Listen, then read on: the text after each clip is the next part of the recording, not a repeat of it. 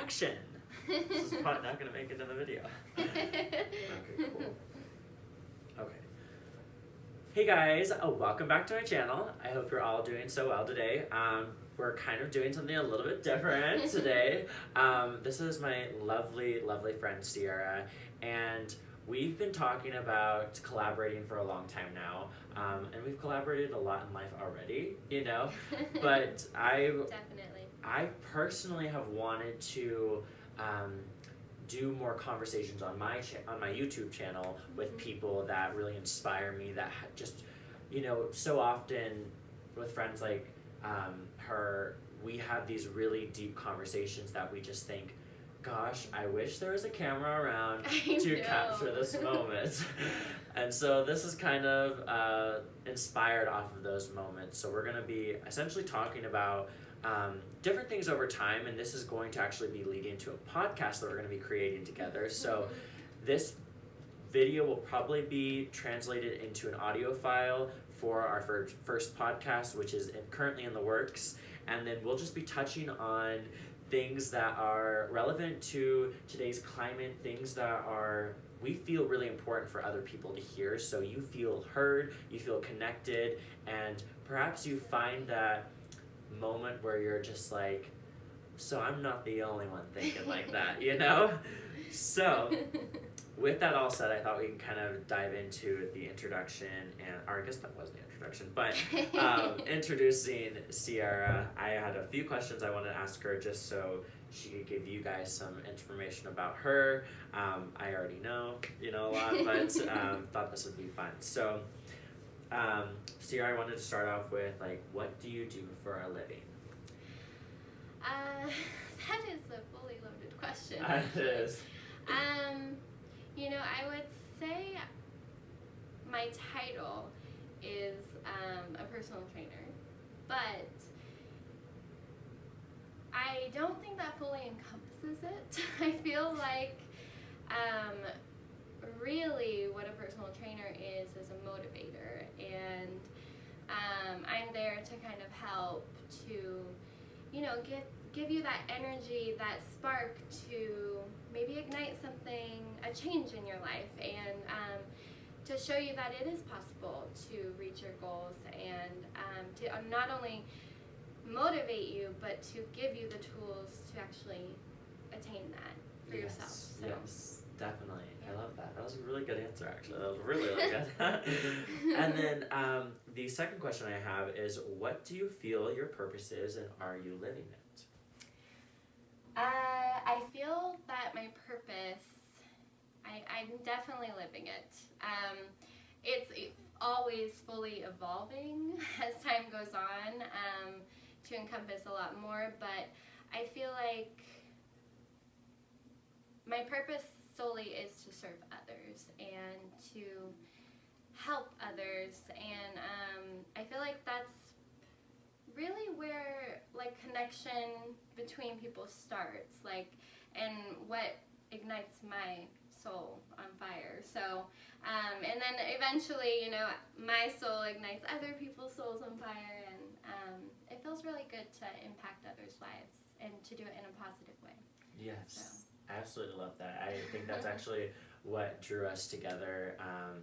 And for those of you, I guess, who don't know us very well, we became close friends 4 years ago, actually, at the gym, and we hit it off right away. We were very fast friends. I lived with her in her living room for a full year, and you know, our relationship has just evolved more and more over time, and that, I think, that core connection there is that similar love and desire to help others or to serve others, and, you know, bring out the light that's within everyone else, you know? Including ourselves. Exactly. And that's one thing that I love about our relationship, is that we are hungry to grow. Yes, you know, exactly. We're excited at the possibility of, you know, growing into the higher purpose that we have for us. Yes, exactly. And it excites me. Me too. Love that. Okay, and then the last question I thought was just kind of fun, because I don't know if we ask this often enough, is what do you love about yourself?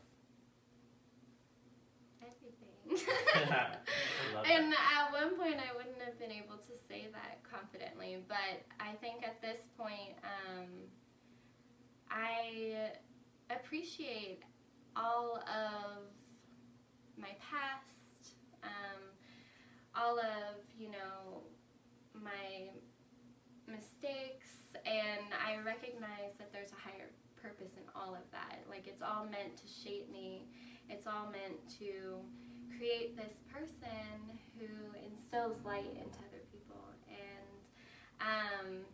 And actually, I've rather embraced my imperfections, because the more I embrace my imperfections, the more others can see that, hey, we're all human. Like, we don't have to be perfect to be worthy, and I think sharing that with others, like, really excites me. So, I don't know, I love myself, and I love everything about me. Maybe there's a few things, we could work on, but even then, I'm happy to be where I am in my stage of growing right now, because if I had it perfect, like, where's the fun in that? Like, Yes. I want to always have something to inspire me and motivate me to grow and be better, not only for myself, but for everyone that is in my life and those around me. So, yeah. I love that. That was really good. Okay, so we kind of we had a little pre-planning going on where I kind of spat a few of the questions at her, but she didn't give me the response. And I didn't really give her any time to mule over the answers, so you've really kind of taken me surprised by your answers, and I'm really digging it. So Awesome. yeah, that is awesome. But today we wanted to talk about something I had written in my notes a few weeks ago, actually maybe even a few months ago. Something that I wanted to have a discussion about was holding space for others' truth, or for other people's truths. And I feel like it's especially relevant to today's climate, for everything that's going on in the world right now. I am constantly talking about the fact that we need to understand each other in order to connect, and we're having so much difficulty doing that because we're still looking at things, many of us are still looking at things in black and white, and I know I still am guilty of doing that. So I guess to begin that topic, first of all, how would you interpret the sentence "holding space for someone else's truth"? What does that mean to you? To me, holding space for others just means that we're willing to listen and we're willing to learn. If you're so stuck in your view that you're not willing to listen to other people's views, or their opinions on that view, then you have that mentality that you know it all, essentially. And when you feel like you know it all is when you most certainly do not. Yes. So I feel like recognizing that is really important, especially our goal should always be connection. It should always be to understand each other and to be able to coincide, because we have to, and we should. Well, I would want to do it peacefully. Who wouldn't, So, just listening and being willing to learn from others. Yes, And honoring their truth. Even if it doesn't agree with mine, it's okay that our opinions are different. We're different people. We've had different experiences. We've had different life walks. And my life walk has shaped me in a very specific way. And I think that's, again, going back to being human. We're all shaped by the lives that we lead and the experiences that we've had. So there's a beauty in that.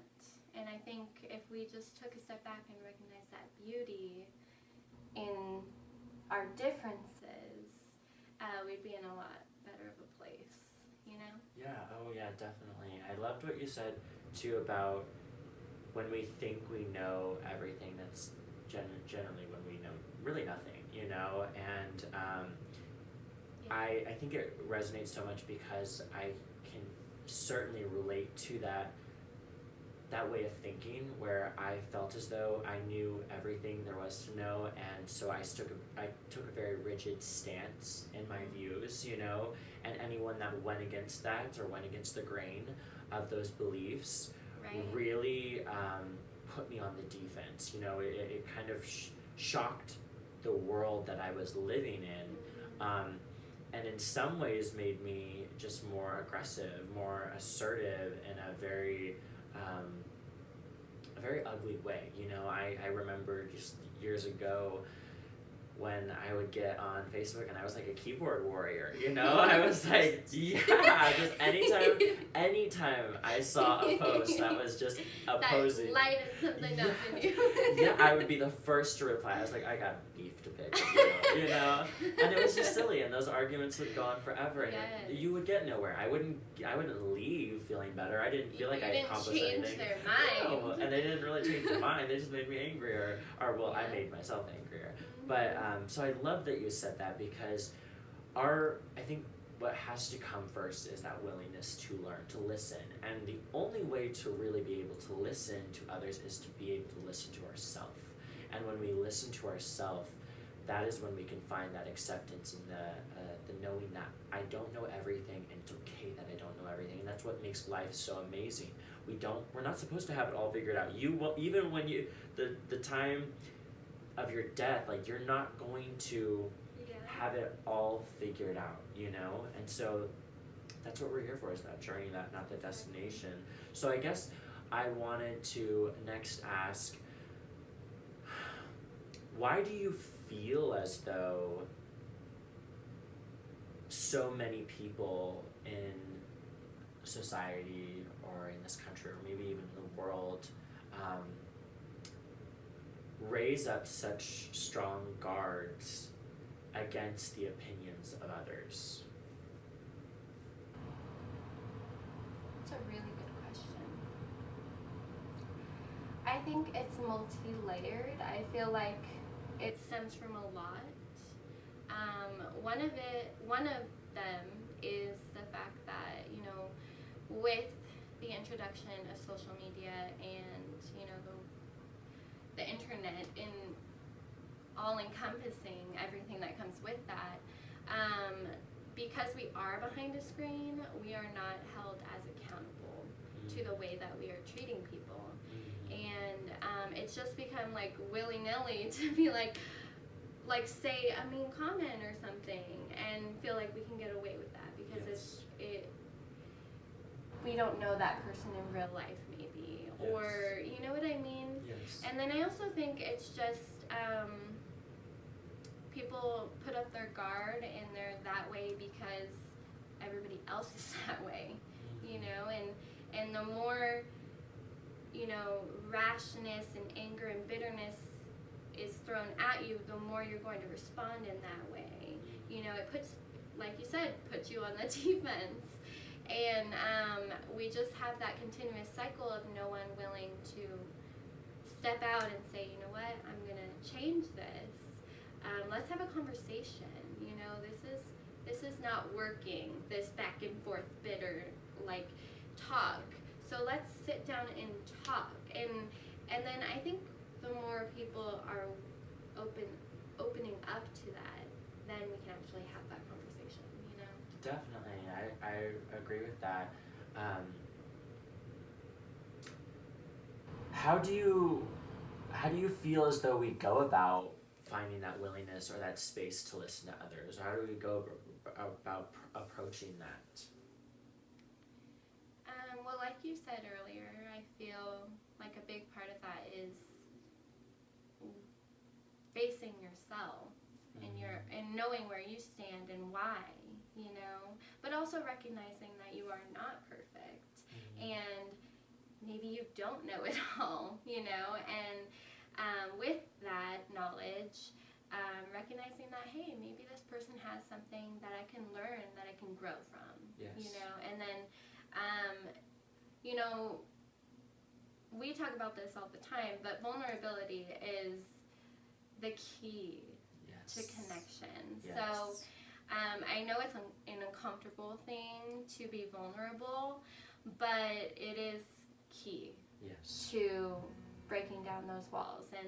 And if I have to be the first person to be vulnerable every single time, that's okay, because I want to share with other people that the reward for vulnerability is empathy and connection, and with that connection, you're more empowered, you know? Everyone around you, you empower others. When you're vulnerable and they see, wow, this leads to connection, then you have now influenced their life to go out and be more vulnerable and dare to be, you know?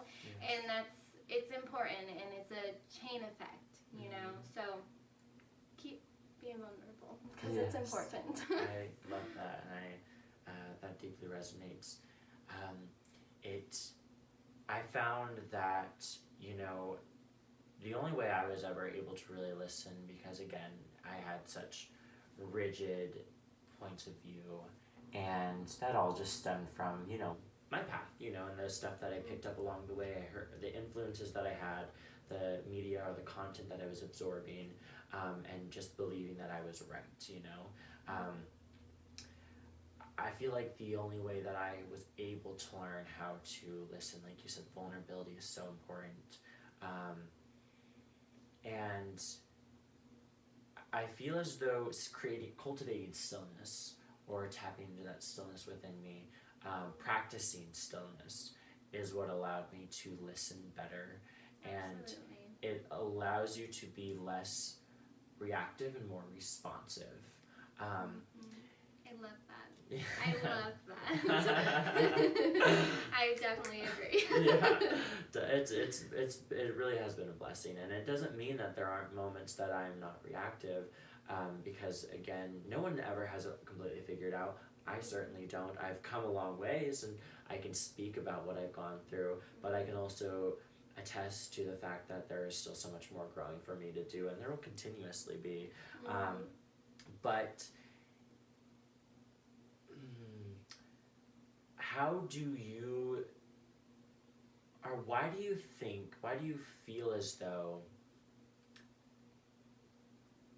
we as a culture or as a people struggle with that willingness or that curiosity to cultivate stillness so that we can listen better? Wow. I love this question. I do. And this is all thanks to Brene Brown, because I love her, and she speaks some amazing truths on this topic in particular. But I think we really do live in a culture that encourages that, like, non-stop, like, just go, get it done. And I think really we were faced with that reality, and I think a lot of people are waking up to that fact through this whole pandemic thing.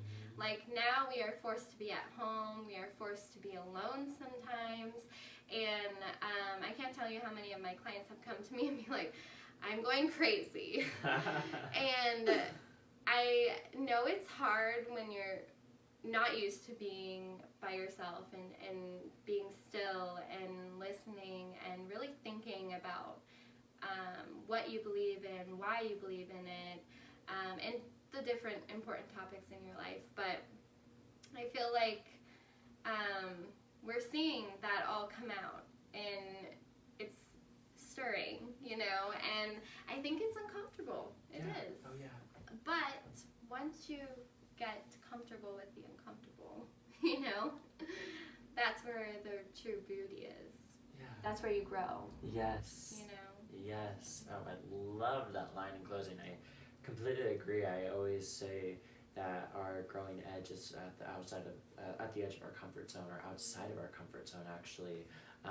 And that's constantly expanding, you know, because we get We're comfortable. stepping Comfortable out. and uncomfortable.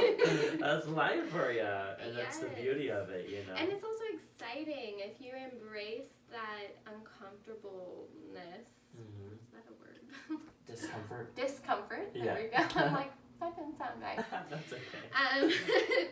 But if you embrace that discomfort, you'll actually get to a point where like you crave it. Yeah. A little bit, Oh, you yeah. know, like where you're True. like, I just need a change, and Yeah. I'm a Taurus. Like, I don't like change, but because I've seen the beautiful things that happen when you do step out of your comfort zone, and it like resonates through your whole life, like, how could you not like that? You know, like it's amazing.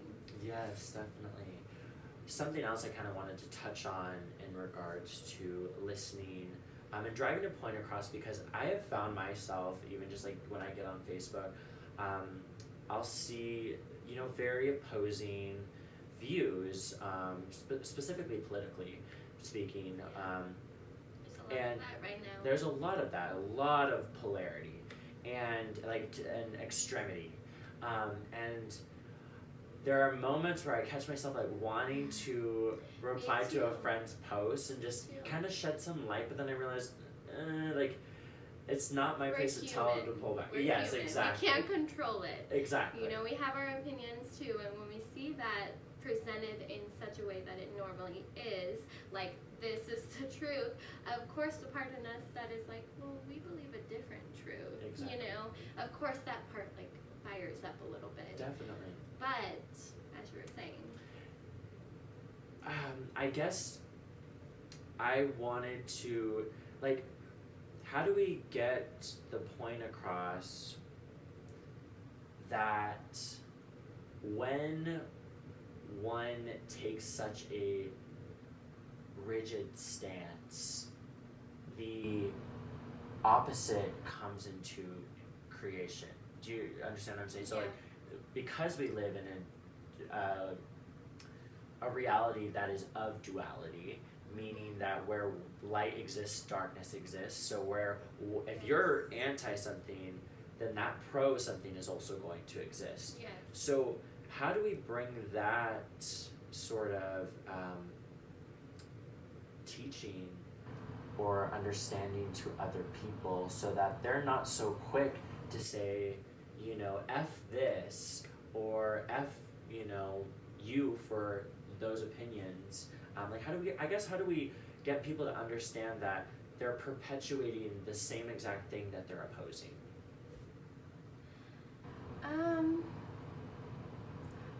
I really don't know if we can. You know, I think the only thing we can do is lead by example, and instead of responding and reacting the way that we would normally be inclined to, I think it's very important to take a step back, take a deep breath, remember who we are, and respond in love. And I mean, you can see this even in relationships, like my own, for example.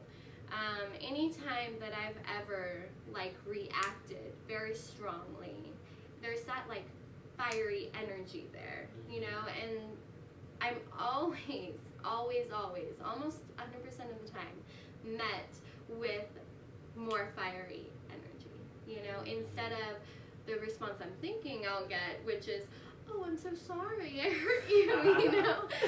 Yes. But I've seen, since working through my own issues and my own anger and all of that, that the more that I respond in love and take a step back, take a breath, remember what the purpose of me going into that conversation is, which is connection. Yes. I feel like I've almost always seen a different reaction. And that, even the first time, seeing him respond to me in a different way, because I responded to him in a different way, really like took me back. I was like, wow, that was so easy. You know, that was so, it didn't have to be a big deal. And then that kind of fed back into, okay, I'm going to try that again, see if it happens again, you know? And lo and behold, now our communication is much, much more in tune, and our goal is always connection. you know. Yes. And I think the only way that that's going to happen on a larger scale is by people who, like us, know this and take that initiative to, you know, lead by example and say, you know what, your views are very bitter, not say this part to them, but understand their views are very bitter.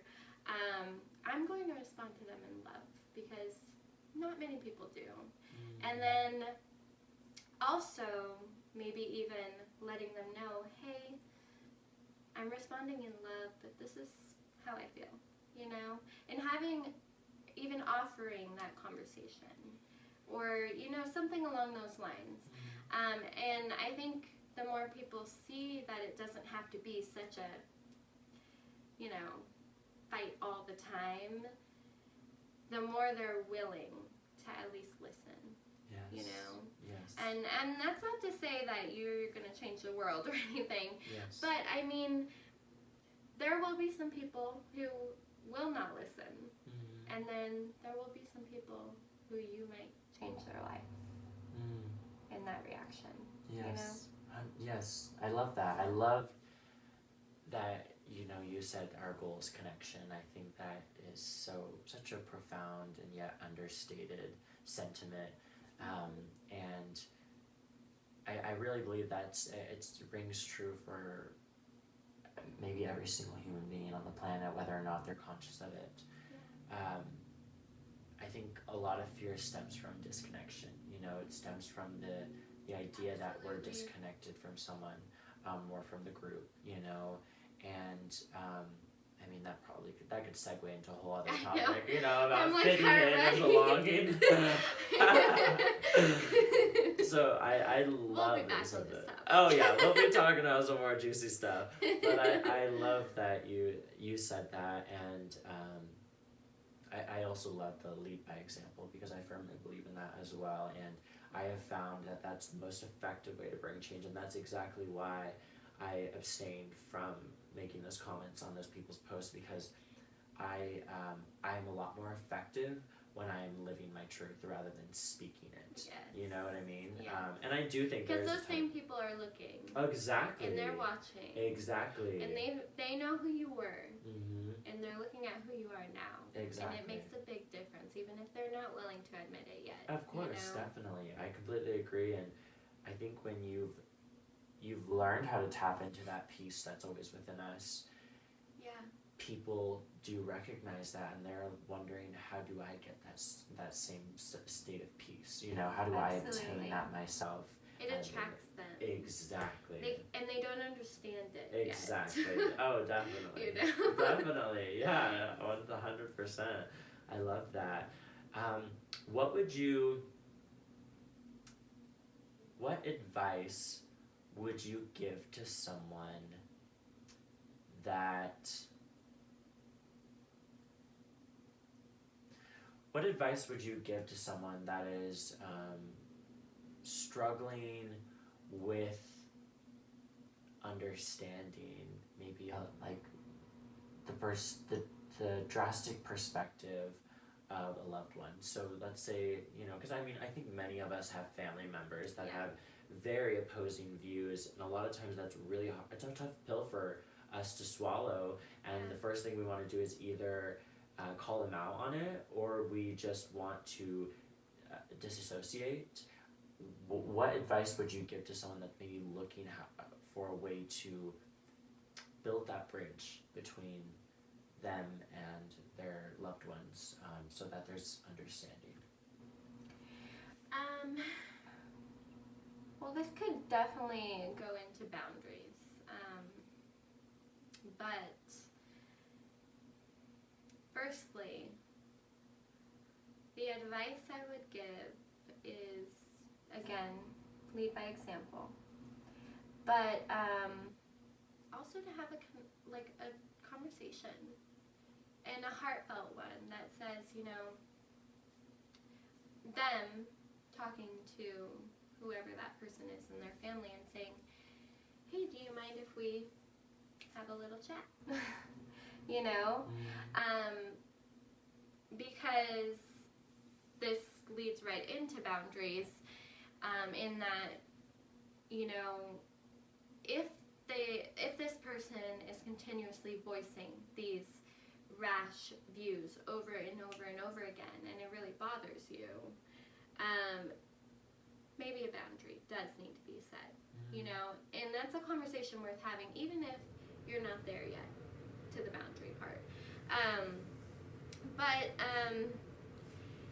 You know,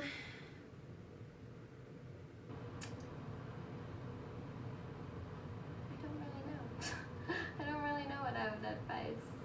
Yeah, it's such a...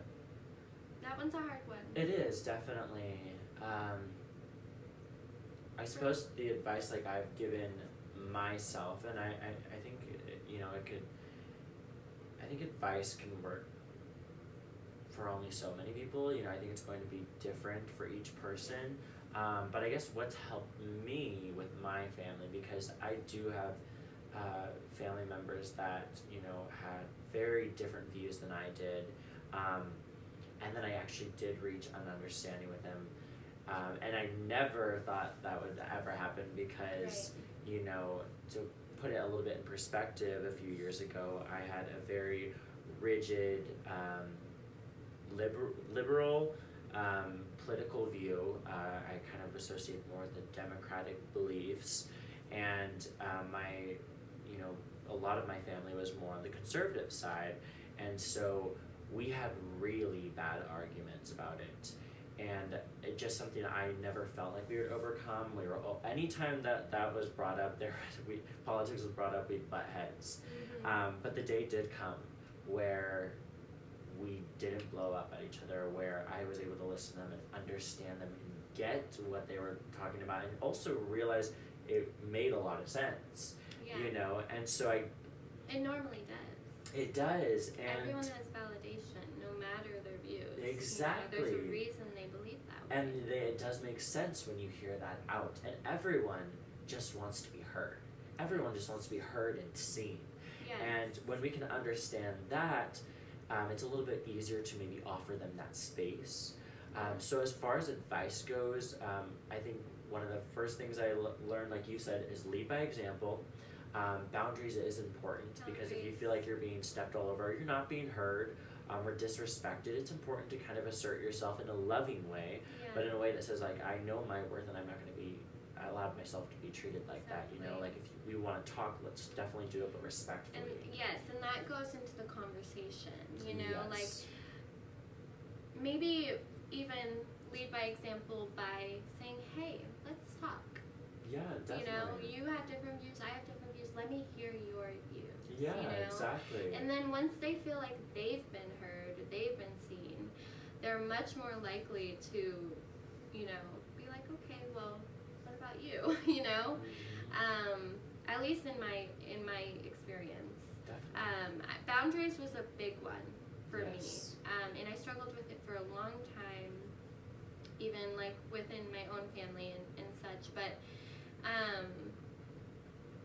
for me, when it comes to, you know, people who are not willing to, after you've established like how you feel, how it makes you feel when they talk about something in a certain way or do something, that's where that boundary needs to come in. And I absolutely believe it's really important to communicate that boundary, not in a negative way, but just to say, I understand your views and I get it, I get where you're coming from, but unfortunately I do not agree with them, and this is how I feel, so out of respect for me and in our relationship, this is my boundary. Yes. You know?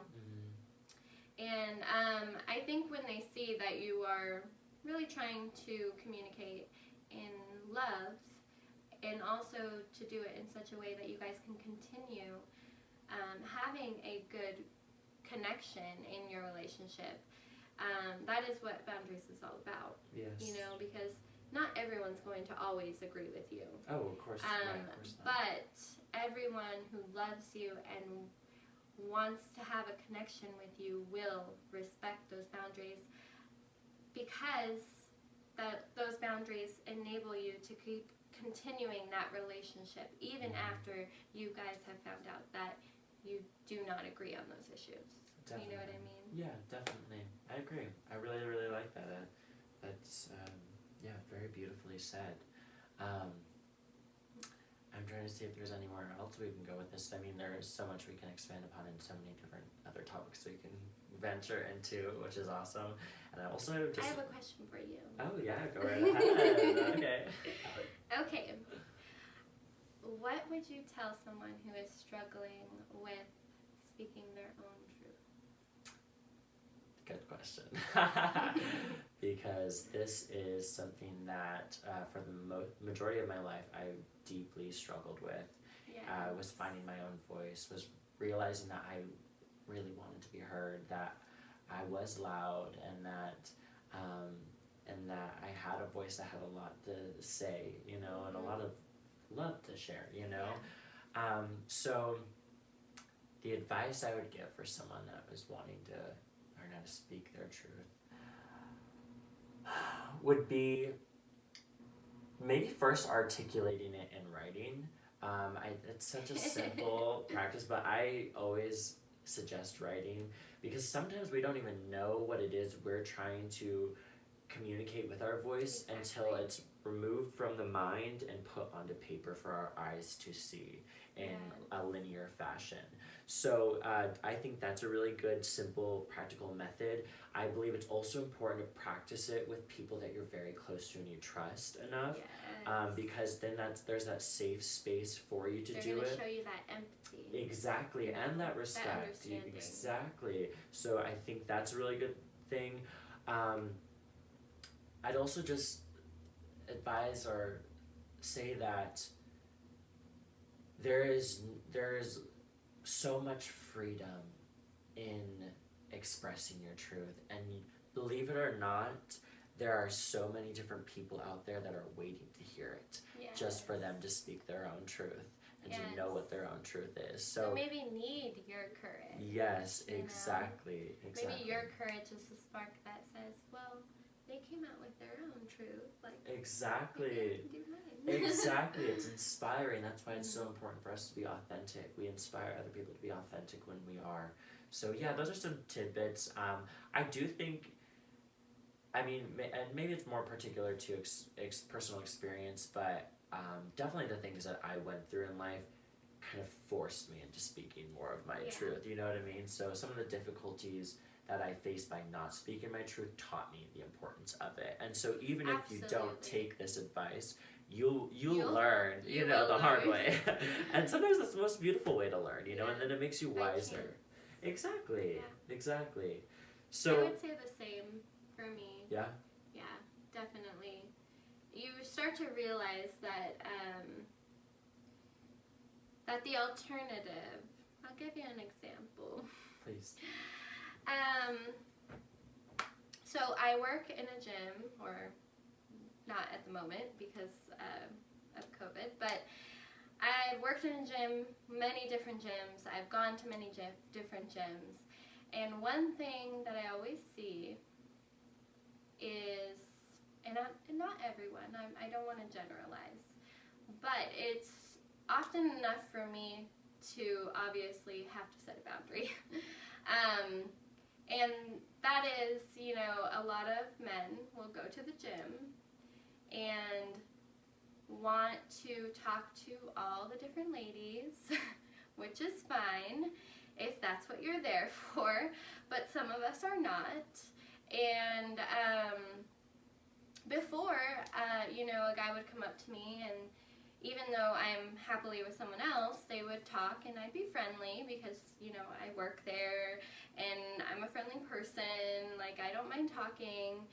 So, you know, we talk, and, you know, they'd ask me for my phone number, my Instagram, and it was really uncomfortable for me because, you know, I'd have to say no, like, you know, I have a boyfriend, or even when I didn't have a boyfriend and I just wasn't interested in that, I always felt just anxious to tell them no. So even sometimes I would find myself saying, yeah, you can, follow me on Instagram or something. So I very quickly learned that while it was the kind thing to do, it shouldn't be a big deal. Those same guys would be, messaging me over and over and over again, and it just became overwhelming to the point where I'm just like, frick, I don't want to have to, be uncomfortable and say something, but this is not what I want. I don't want to talk to you like this, And eventually, I got to the point where I was like, it's way more uncomfortable to go through all of that process and get to the end and still have to do the thing that I didn't want to do from the start. Oh my gosh, I love that you said that, yes. Because every time I'd finally have to get to the point where I'd be like, I understand, it was really great to meet you. And I don't mind being friends on Instagram, but I am not interested in talking to you every day, all day long. Yes. And it's a really hard conversation to have. It and is. Eventually I just got to a point where I was like, nope, I'm not doing it anymore. Yeah. I'm just not doing it anymore. I swear. Oh my And gosh. so now I have that boundary. And when, a guy comes up to me and they're very, very friendly, I'm friendly and I'll have a conversation with you. But if you want my phone number, you want my Instagram, I'm telling you right there, I have a boyfriend and I'm happy. I don't want to assume anything, but I just want to put that out there, And I have seen my own other girlfriends deal with this same issue of overbearing guys in the gym, and I just get to a point where I'm like, I just wish you could speak your truth and tell them I'm not interested. Yes. I'm just not interested. Yes. It's so much easier than Yes. going in that, because then every time they come in the gym, they want to talk to you. Yep. Every time they see you, they want to hold you up, and I'm just like, that's not what I'm here for. Yes. I'm here to work out. I'm here to live and do what I need to do, So you just learn that it's easier in the long run to just let people know where you are from the start, and then however they respond, that's on them. It's not your responsibility to coddle that person or to worry about hurting their feelings. If they were so, if they had enough bravery to come up to you and try to talk to you in all of this, then they're gonna have to suck it up, Yeah. Buttercup, sorry. Yes. Maybe it will teach them to maybe not come off so strong in the future, which boundaries do that. They teach people, it's like a mirror. It's like showing a mirror to that person saying, look, this is the behavior that you're doing. It's not acceptable, Yes. And maybe next time, instead of being overbearing to women at the gym, they'll maybe just be lightly friendly so that you can get to know them, Yes. And then maybe if you got to know them, you would know that they're with someone and you wouldn't have to put yourself through that, Yes. Oh, I love that. Perfect example. That was a really perfect example. I know it made me laugh so much because I think you just articulated something I hadn't even really articulated myself, because the same thing, same exact issues Yes. with the messages or getting hit up by people that just wanted something more that I wasn't willing to give, and then me thinking it was the kind, my internal narrative was like, don't assume that's what they want, and that's just your and ego. that's what they'll tell you too. Oh, yeah. They'll be like, oh no, I wasn't even going there. Yeah, Really? it's let's be real here. Let's be real. My best friend I doesn't even see talk to you me. talking to that girl. Oh, and I'm an exception? Exactly. No. Exactly, and like you said, it is so much more uncomfortable to like beat around the bush and to like drag it on. It's a kind of like suffering, you know. I think it's a form of suffering, and it's, even though there's sometimes discomfort and just being blunt or straightforward, it's like the discomfort is temporary, you know. Yes. And you even like realize, you learn that in like meditation, or you know, life is suffering, and like everything passes, and so it's better to be are uncomfortable in that brief moment than to drag it out, which is what we do in so many different things in life. And then also, you're doing them a favor too, even if it doesn't feel like it. You are. Like, you're literally telling them, don't waste your time. Like, I'm not here to waste your time, you know? Move on to someone that maybe is interested in talking to you, you know? And there's nothing wrong with that. And I think the more that we face that truth, that it's okay if you make someone uncomfortable. It's not my job to be in control of your feelings, you know? I can only control my own, and I've got a damn lot of them, so I gotta worry about myself, you know? Yes, definitely. Yeah. Oh, I really love that. I do feel as though there are so many more things that we can expand on and will expand on, but I think this is a great first video. We went 45 minutes, which is way longer than I expected to go, and it flowed very well. So like all those questions that came out during the talk weren't planned. So it was only the first few just to get to know her. Everything else just kind of came out, and that was a little taste of kind of like how our conversations go. There was actually more structure, but I absolutely love that. You are a total natural. I know you were a little nervous to do it, but you were so engaging, and I kept just having moments where I was like listening to her, looking at you, and I was thinking, she's a natural. I don't know what she's nervous about. She's all making eye contact with you, and you know, really like hand motions. I was like, what is she? I'm actually acting like you're just another client who is talking to me, and we're having a conversation. I love that. It works for me, so. Yes, definitely. Well, I really, really enjoyed this, and we will definitely be doing more of this. Like I said, there's a podcast in the works. We'll probably be doing more videos like this too if you enjoy watching us engage. We would like it to get to the point where we're also interviewing or talking to other people. We've got so many ideas, and we're excited to share them with you, but thank you for tuning in on this first video. I will link Sierra's information in my Dropbox below, or in the description box below, and you can follow her there, check out her stuff if you're interested in coaching. Or on Saturdays she does this really great boot camp at this park, and I go, and it kicks your ass, and it's only $10. It's absolutely amazing. Couldn't recommend it more. So if you're interested in any of that, so much fun. If you're interested in any of that, that information is going to be below. You can contact her, and she can give you more information.